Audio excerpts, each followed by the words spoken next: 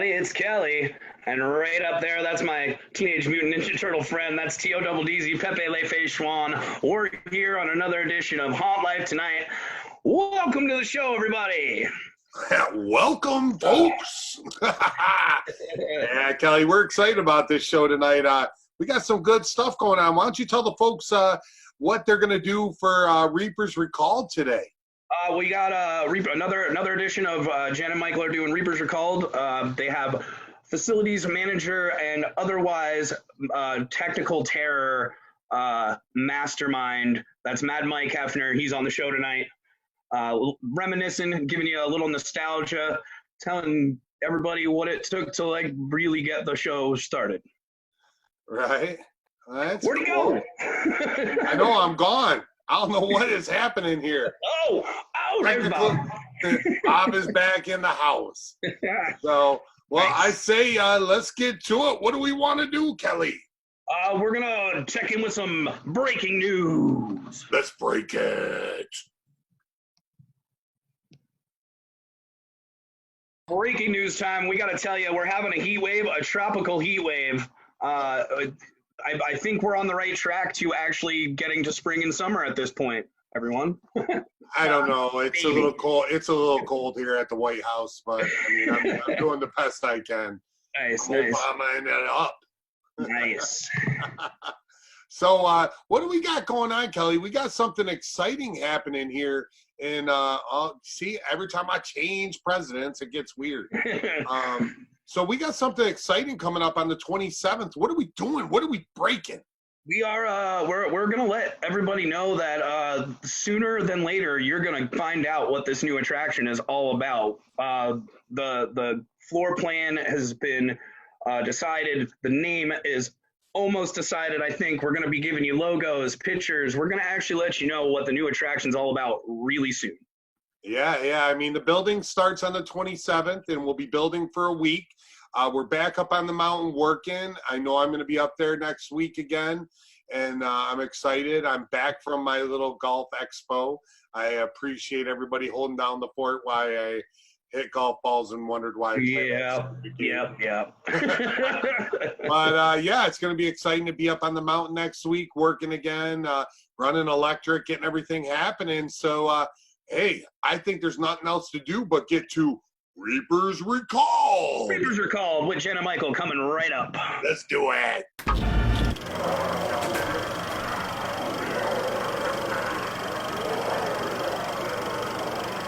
Here we go. Hey, everybody. Welcome to episode 4 of Reaper's Revenge Recalled with my lovely co-host, Jen Marino. Say hi, Jen. Hi, everybody. And today we have an awesome guest, the guy who has the least amount of camera time. He's the least seen, even during hours of operation, because he's always working hard. He is the mad scientist, the madman behind all the crazy things that get built up there. He's also one of the owners and the director of facilities, Mr. Mike Hefner. What's up, Mike? Hey, guys. Good to see you. Thanks for having me on the show. I appreciate it. Well, feels good to be here. I think it's about time we put a camera on you. It was about time. I try to stay out of the limelight. You know that. Well, yeah, we know. Get off my lawn, right? Get off my lawn. Actually, Ted stole that from me, so I want that on the record. So Mike, tell us a little bit about your title, director of facilities, of course, and of course being an owner. Tell us a little bit more about your role with us at Reaper's Revenge, and the things that you're really responsible for. Well, it's basically my job to oversee pretty much the back of the scenes operation, facilities, the grounds itself, all the building structures, infrastructure, electricity. We handle all of the ordering of parts and pieces. Along with Andy and a couple other people in our department, we managed to keep everything rolling. It's a gruesome task. It's overbearing at some point sometimes. I believe it. We have 65 acres, and when do we usually start? When do we usually start building? When do we usually start all the process? we typically start on the mountain around May 1st. And there's usually a skeleton crew of 2 or 3 people, and then it ramps up typically in a normal year. This year not being normal, but typically by the end of June, we're up to about 5 or 6. And then, July, we add a few more. Jen and Kelly come in the end of June, beginning of July. And then, we had probably about seven or 8 people in August. And then by the time we open, our department only has about 5 people in it when we're operating. It's all the supplementary staff, all the people that work on the facility itself, and the list is long. Obviously Jen and Kelly, you guys, Travis, and Andy is there, and the list goes on and on and on. I wanted to write a list of all the people I wanted to make recognition to here, but I didn't get time to do that. So. Mike, how many years have you been involved? I mean, you've been here from the start, right? Yeah, actually, Paul contacted me in June of 2008, and at that time, him and Grace Scarfalato, I guess Kelly was involved at that point. A guy by the name of Bobby Queen, Yakum, a couple other characters. I can't forget Nick Wesley, and I think Jen Burns. They had been working on this all that winter. He contacted me in June of 2008 and says, "Hey, help me build a haunted attraction." I said, "Sure, why not? Sounds like fun."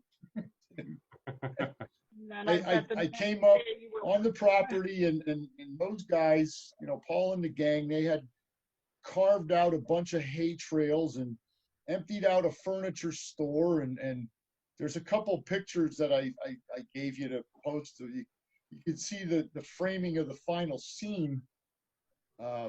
The pallet tunnel was originally built from bed frames or couch racks or something.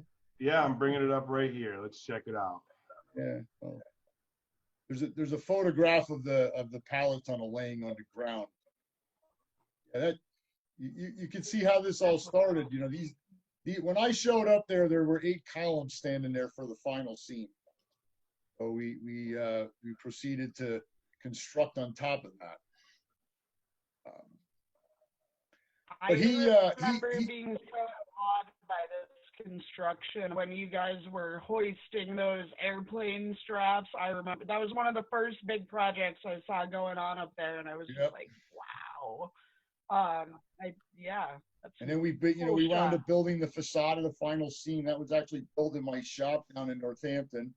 And we hauled everything up on a trailer, and then the whole gang helped us erect it. There was probably 10 or 12 or 14 people, and at that point, mostly everybody was just volunteers. Nobody was getting paid. We were just, we were excited about getting the thing opened up, and we were all young and dumb. Duct tape and Band-Aids and whatever we could scrounge up and put together.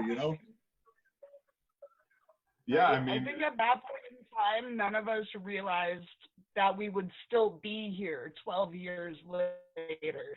I think we were all like, yeah, this sounds like a fun pastime, and it turned into a whole lot more than that. Yeah, well, you know what they say? They say that if you love your job and you love what you're doing, it isn't work at all. And to me, what we do is not work. It has its moments.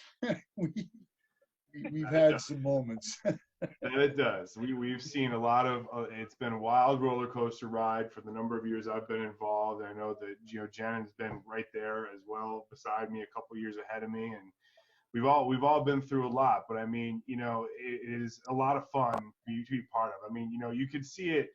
You could see it in some of these old photos here. You know what I mean? We have an awesome group of people that are just so heavily involved. You know what I mean? Look at this photo. I mean, this photo is dating back. This is some of the original Bare Bones crew you were talking about. Yeah, that's actually that was 2010, I believe. That was the winter we went up there and walked out the extension of the hayride and the forest walkthrough. And we were doing it in a snowstorm. And so that's actually standing in an area that is wildly populated now. Yes. you know, and now if we don't have we have that picture, and then we have this is 2009. Yes. And that is looking, that if you're standing at the current EMT shack looking up the hill to where the pavilion is, that there's nothing there. Yeah. Actually, right in front of you where that stone patch and the electrical panel is, that was actually where we used to put up the tents for the makeup department and the costume department. Yeah. And at that point, we had just had tents. There's a photo in here, I think, of the first structure to go in there was Joe's shack. Oh, let me see if I can find that. Which is now your office. Is it this one? I remember working out of it. I think I put a picture in there of it. I'm trying to find it here. I don't see it in here. Maybe I didn't put it in. But I mean, yeah, this is wild. I mean, the number of the photos that you have and the number of the things that you have that you're showing us here. I mean, if we pull it together, you know what I mean, and we start looking at some of the other stuff. Another one of the most original scenes that was here since the beginning of everything is the cemetery. And I mean, right out the get-go, I mean, here's a nice photo of it. This is actually an older photo. This is 2008. Yeah, I mean, that's the first year. And then we were testing fog. Unbelievable. I mean, like, and that's one of the big things of our show. I mean, you know, we're always worried about fog machines, you know, and that only includes you guys. That includes, you know, us as the managers of the attractions. You know, like, where's the fog machine? And here we go. I mean, like, how did you guys get the fog to just pour across like that? See, actually, in the very first year, we had it running through freezers. We had test freezers, and Nick and Paul and a couple other guys, I guess they cut a freezer apart, and they ran I think it was 4-inch flex hose through it, and they were piping the fog through the freezer. And I have to add that that very first year and the second year, we kept getting the township zoning officer kept calling and asking if we were setting the mountain on fire. I mean, here's a photo of the columns. Yeah, those are actually the columns for the front gate. I see it now. Yep. And then, you know, that's where the arch is built over that, and the gates were installed a couple of years later. We actually put those columns up there, and we painted them the first 2 years, I think it was. And then the same year we built the forest walkthrough and the new hayride, we actually stuccoed them. I think Jen, you should remember that. Yes. I think you guys were part of that. Yep, that was one of my first experience with stuccoing. And then I think year four or five is when we actually put the archway up over top of it. And then it was only a few years ago that we built the gates. You know, I'm going to say the main gates. Yeah, no more than 4 or 5 years ago we built the gates. Now, also, you know, here, wow, you have so many ridiculous photos. I mean, some of these things that are memories. I mean, look at this. This is the original mausoleum. No, that is the new one. That's the new one? Yeah, that is the new one. That's there. I don't know if I included the photo of the original one in there. There are photos and videos of the original mausoleum out there. I know there's a video of, I think Tyler, Paul's son, was probably like 12 at the time or something. Yeah. He would run it. But this one was, the story behind this is that you see how large that is, and we built it inside of the garage, and I couldn't get it out. I had to take it apart. The measuring tape got. It's like one of those. It was a moment. We were so excited about building it, we just forgot about how it was going to get outside. Right. Now, you guys. So we always get asked the question. I mean, I know Jen and I always get asked the question when we're out in public. It's happened a number of times. You know, everybody always goes, "Do you guys like build all year round? Do you guys tear it all down at the end of the year? What? How do you guys do all this? It's so big and so vast." So, I mean, I feel like the best way to get an answer to that is asking you. You know, do we build year round, and what do we do with everything at the end of the season? Well, yeah, I mean, we've got it down to a science now where we pretty much plan everything, you know, during the summer, and we do most of the build work from May 1st now.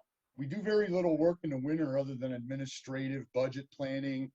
You guys do you do your digital marketing and stuff. But from the mountain aspect of it, there was a time when we would put almost everything away except the buildings, and we've gotten it to the point where we probably only have to take out about 35% of what of what's out there every year. And every year, Andy and I and several others, we work on making things a little more permanent so that we don't have to take them in every year.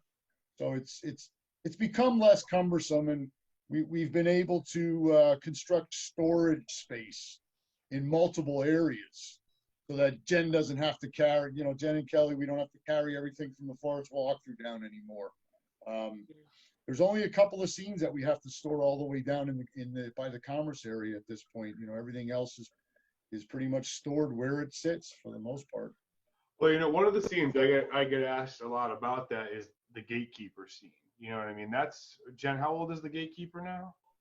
Gatekeeper's what, 4 years old now, Mike? I'm gonna say you could be right. It might be 4 or 5. There might be a couple of photos in there. I don't know if they're dated on the file. Yeah. I feel like we're on year 4, but gosh, the time flies so fast. It's right. I'm not 100% sure. But Nick Wesley was here when we did that, and I'm going to say that was 5 years ago. Because a lot of what you see in here was Nick. That was the beginning of it. That's what we started with at Gatekeeper.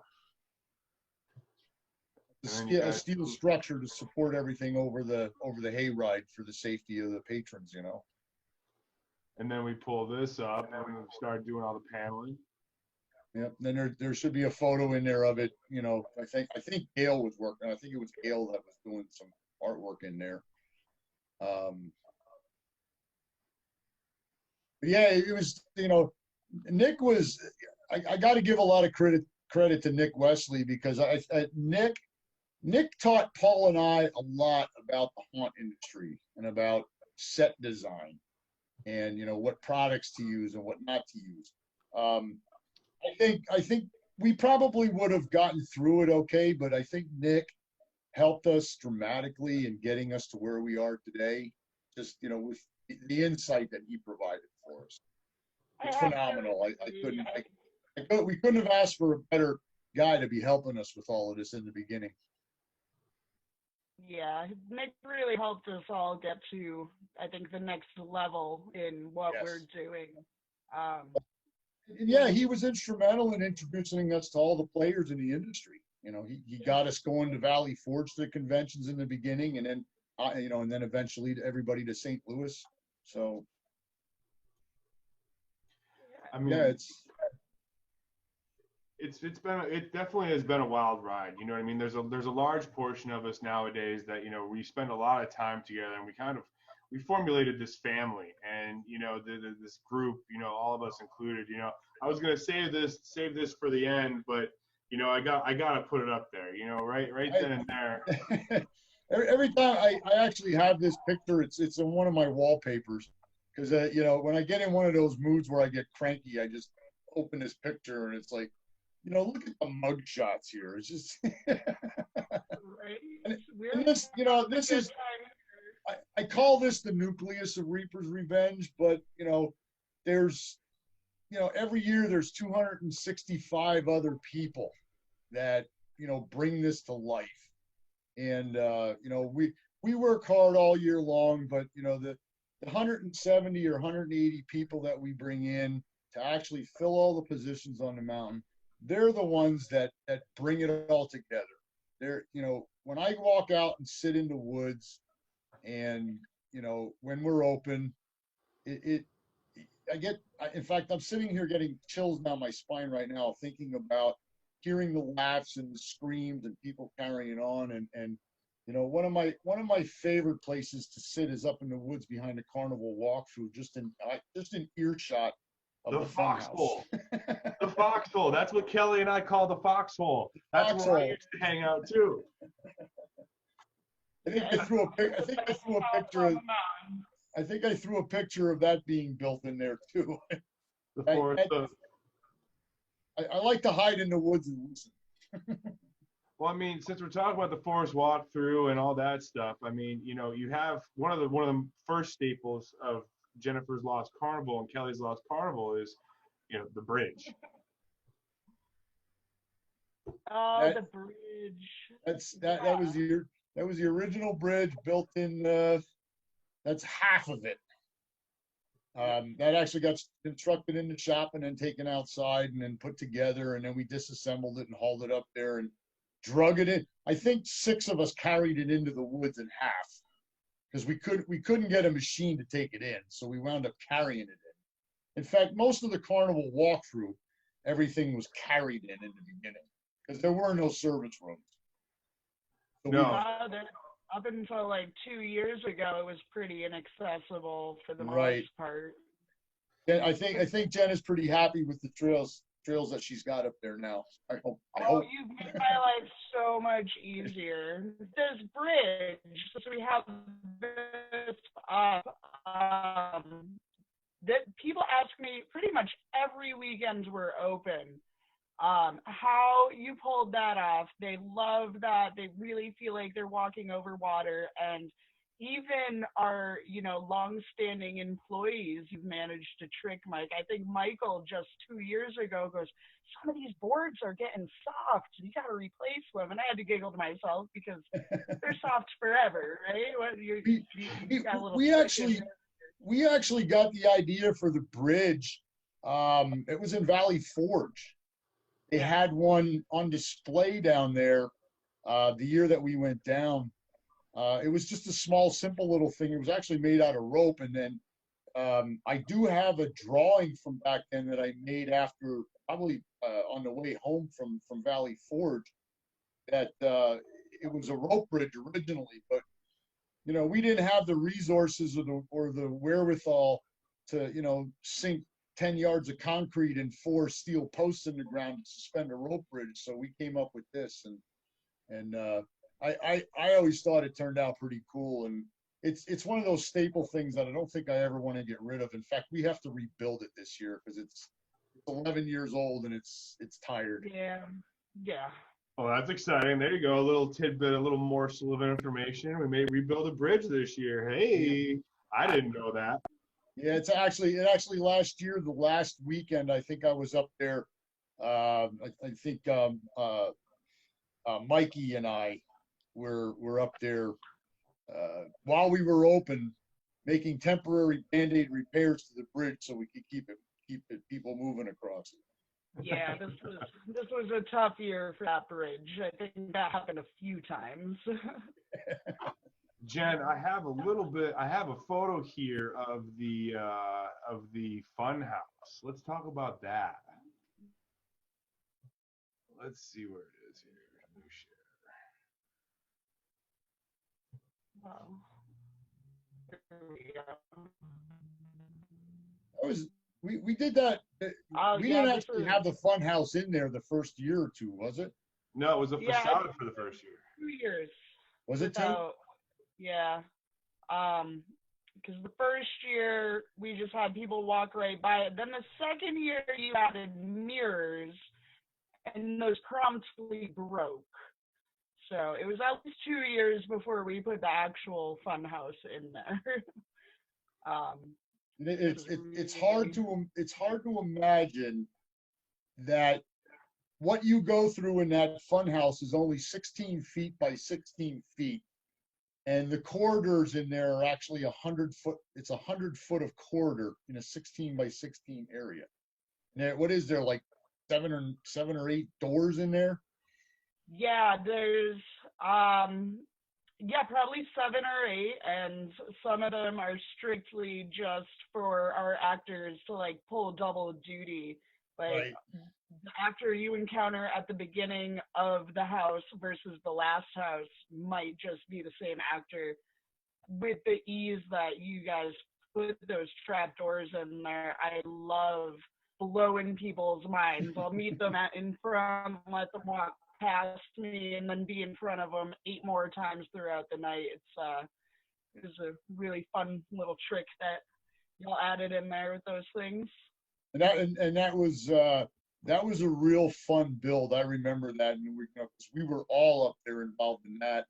And then we wound up. I think there's 3 or 4 drop downs in it, and we just last year put a roof on it. So A roof and a vortex tunnel, and the vortex tunnel, which Paul that and I needs had done with that needs to get fixed too. So we'll be working on that too. So, speaking of fun builds, there's 2 more things I want to talk about that you gave some really awesome content to. Your baby, your scene that has just been a major player in all of this, and we have some photos of it here. The hay rides, which pretty much marks the halfway point of the hayride, the toxic scene. Yeah, that was actually the first set of barrels that we built for the toxic scene, and that was Nick Wesley's artwork, the very first set. And then we automated them so that they tipped. And then obviously Paul, he wanted water coming off of them, and then we added the fog machine, and we built this elaborate deck to put them up on, which over the years we've had to pour cement to upgrade it. And I know last week you talked with Andy about Big Bertha. Yep, Big Bertha. And I just want to lay homage to John Elko, he was our mechanic for a lot of years. He just recently passed, and our prayers and thoughts are with his family and his friends over that.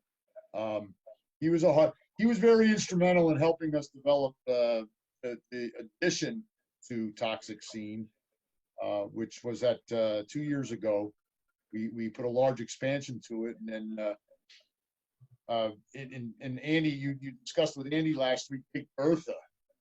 And I love the story of Big Bertha because, Paul comes pulling in with this trailer load of junk, and it's got this, and that's an old sandblasting tank. We have created fire. And, he says, "What can we do with this?" And it sat in the field for about 2 months before, and we got this idea that, hey, let's blow it up. just blow it up, and then it after about 2, 3, 4 weeks of think tanking, we came up with a method to make it blow up every night. And like Andy said last week, the sonic boom was that was an added bonus because we didn't even plan that. It was just. I remember hearing it from the parking lot for the first time, and then when I got to the top, I just thought it was a noise, and then I remember Jen coming out and going, I'm like, Jen, what is that? Oh, you haven't seen that yet? No. And then I made Jen drive me up on a golf cart to see it. And it was awesome. We were like kids in a candy store with that. We're always like kids in a candy store. It was like hilarious. Give Jen a catalog, and her eyes light up. This whole thing is a lot of fun. I can't. If you're remotely into Halloween, so I think you need to get involved in this. Oh, no, absolutely. And now, one of the other things that has been, the thing that, in my opinion, and I think it's because I'm so close to it and because I was so involved in this attraction. We always get asked about it, and I always know the answers just because I've spent so much time there and was probably the thing I was more of a part of. I'm going to show you this photo right here. This was your not to scale. Oh yeah. Of Sector 13. That was actually built right here. That was actually built right here in this room. If you look behind me, this is my office and my train room. when I'm not doing anything in the wintertime, this is what I do. I play with my trains. great. Oh, Always building something, huh, Mike? I just, yeah, I got to tinker.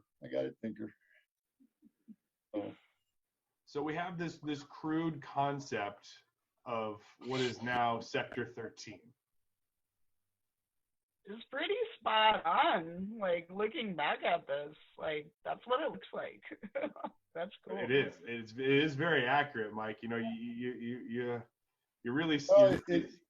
And I gotta give some credit to Paul. You know, he was definitely, you know, we talked about it for weeks and months, and then I came up with the model, and he's like, yeah, that's it. And you know, it was kind of ironic because a lot of the things that wound up happening with Sector 13, and it's been the story of Reaper's Revenge. A lot of what has happened at Reaper's Revenge is a byproduct of other people's failures and their letting things go. And I don't want to say they're failures maybe, but you know, they're just like, Gail and I used to have deer in our backyard, and we had a 60 by 80 deer pen with 8-foot high chain link fence, and the deer had passed away, and we didn't want the deer pen anymore. So, you know, we gave it to Reapers, and that was part of what was built for Sector 13. That's where the chain link fence came from for Sector. That's a fact I did not know. Yeah, Yes. I learned So that today. That fence contained deer at one time. And then the rest of this is history. I mean, we just, you know, we actually got blueprints drawn up from Kim Rosenthal from Murray Millers in Wilkes-Barre, who is our current architect. And she does all of our architectural and plan submissions for our permits and buildings that we put up. They actually, her and her engineer friend Dave, they came up with the design for this thing based on the model that we created, and you know, it was, you know, every aspect of it was inspected by the building department, and then it was turned over to the Pennsylvania Department of Ag. It is a licensed attraction. It gets inspected every day prior to any customers going into it. And it, you know, it's amazing what, and again, we started with the basic structure, and I'm going to say 15 minds went into Sector 13, if not more. And it just, a lot of what we do is we plan the basic concept of an attraction, and we put the building or the structure up.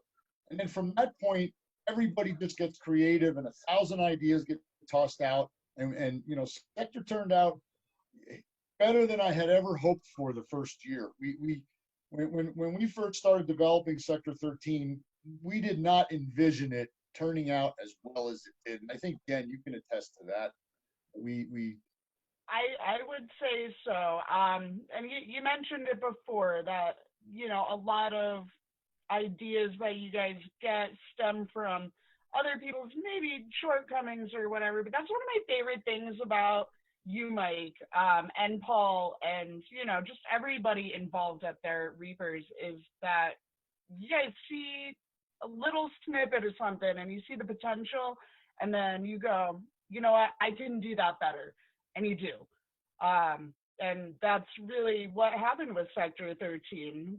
I think starting out the gate, we all envisioned, you know, some chain link, some smoke, some lights. Yeah, it'll be cool. And we created just something mind-blowing. It is amazing.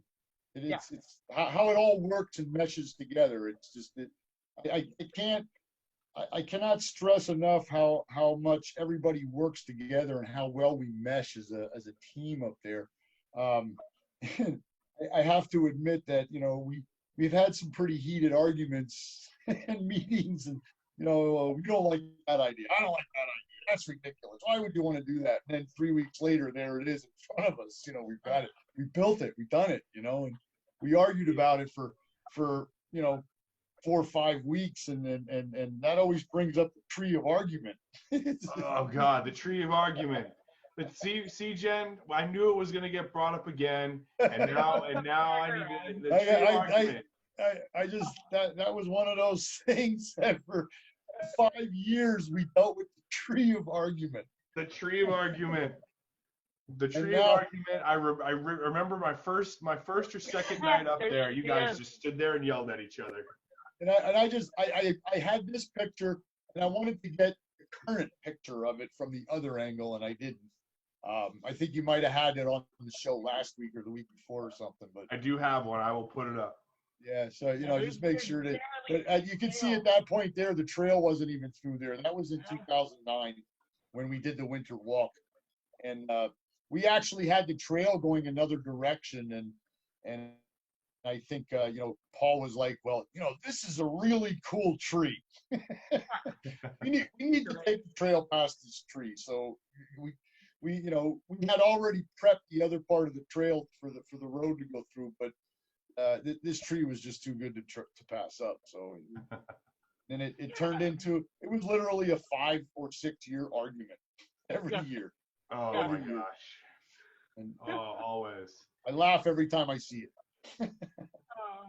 I think that's what makes our team so special. We don't let anything slide. We will debate literally anything till we drop dead.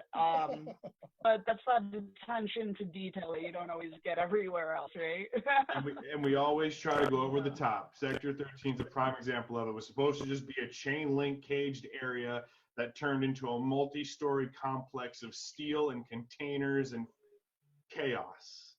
And it was only supposed to be a chain link fenced area that turned into that monstrosity. And we're not done yet. We're not done yet. Never done. We're working on our 5th attraction, as everybody's aware. We're not letting the cat out of the bag yet, but I will tell everybody that starting next week, we're going to be moving forward with some open progress on this. And it's not up to me as to what gets leaked out or what gets put up out there, but I will tell you that it's going to be progressing quite rapidly from here on out. So, stay tuned in for announcements on the 5th attraction. It's exciting. I'm excited, and as I think a lot of people are. I know I'm excited. I know Jen's excited. We talk about it every time we hop on the phone together. Yeah, that's been about 2 years in the making. When we first started talking about it, actually started off. We wanted to put a roller coaster attraction in. You actually got on a roller coaster and went through some haunted buildings and stuff. And that's where it all started. But the price tag was a little much for somebody who's only open, 7 weekends out of the year. So, Mike, thanks for coming out. Thanks for being part of the show. It has been absolutely unbelievable to see all these old photos and a lot of the history here, and get to kind of finally see, who's part of the spine and the backbone that doesn't show his face too often on camera or to the audience. So, Mike, thank you for joining us today. Thank you for bringing all those memories, and thank you for just being the spine of Reaper's Revenge, man. We really appreciate it. Thank you. I mean, and I owe it to the other 250, 300 people that have been involved in this over the time. So thanks for having me. I appreciate it.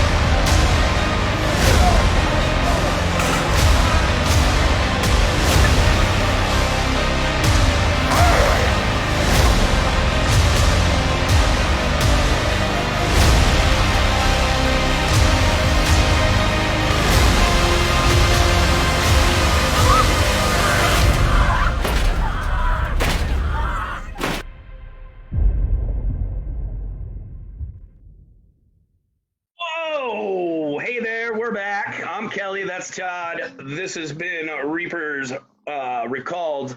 I gotta tell you, Mike Hefner is a mastermind. He is a genius when it comes to all things building. He is the backbone of how Reapers got started and still is today. It was really nice to hear him reminisce and get nostalgic. Some of those builds, were some of the better days of my career at Reaper's Revenge. I mean, I truly enjoyed building with Mike. Yeah, he's great to work with, and he often doesn't give himself credit. He is one of the owners, with Paul, myself, and Travis, and Mike. Mike is the backbone, like you said. I've learned so much from him over the years. He makes sure that the infrastructure is what it is so we can do the scares and entertain people the way we do. Without him, no flames, him and Andy with the flames and all the technical aspects of making sure that mountain's safe for everybody. So great episode with him. I love hearing what Mike has to say. Yep. I do want to get to the YouTube question. We were talking about that. Somebody had asked, how do I apply for Reaper's Revenge? And yes, they did. That's on our website. Yeah, it is on the website, Kelly. They go to write big bold when you get there, join the family. And when you click join the family, you can either apply to be an actor or you can apply for the makeup department. Yep. If you want to apply for anything else, just fill out the actor thing and tell us if you want to get involved with something else. We're always interested in growing our family. We're excited to get fresh blood up on the mountain. We do like that. Yeah. So I'm excited. I think the only thing we got to do is we got to get working on BIP this week. That's it. I mean, that's very important stuff for very important people. Yeah, we got a lot to do there. So, all right. Well, I'm Todd, and this is Kelly. Hey guys, I want to thank everybody for being safe and doing their part over the last couple months to not only save Halloween, because Halloween's a very small part, even though it's big to us. It's a small part of life. Y'all did the job that you had to do to save America, and I appreciate that. Not trying to get all patriotic, but everybody's been doing a great job. Yeah. And let's start getting back to some normal life and take what we've learned and move forward and be safe still. Yeah, and, indeed. Yeah, but we'll still save Halloween. Let's save Halloween. I will tell you one note. I was doing a follow-up just from my shoulder surgery today, and when I went in, all the girls were like, "Oh, the Reapers is here! Reapers is here! Tell me you're opening this year." It's so funny how people just hang on what we're doing and they live for it. And guys, we're doing everything we can to be here for you this year. So thanks for tuning in. We'll see you soon. See you next time.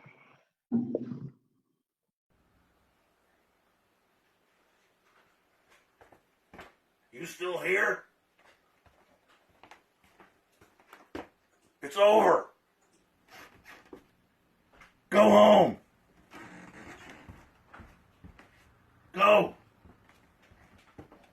And get off my lawn.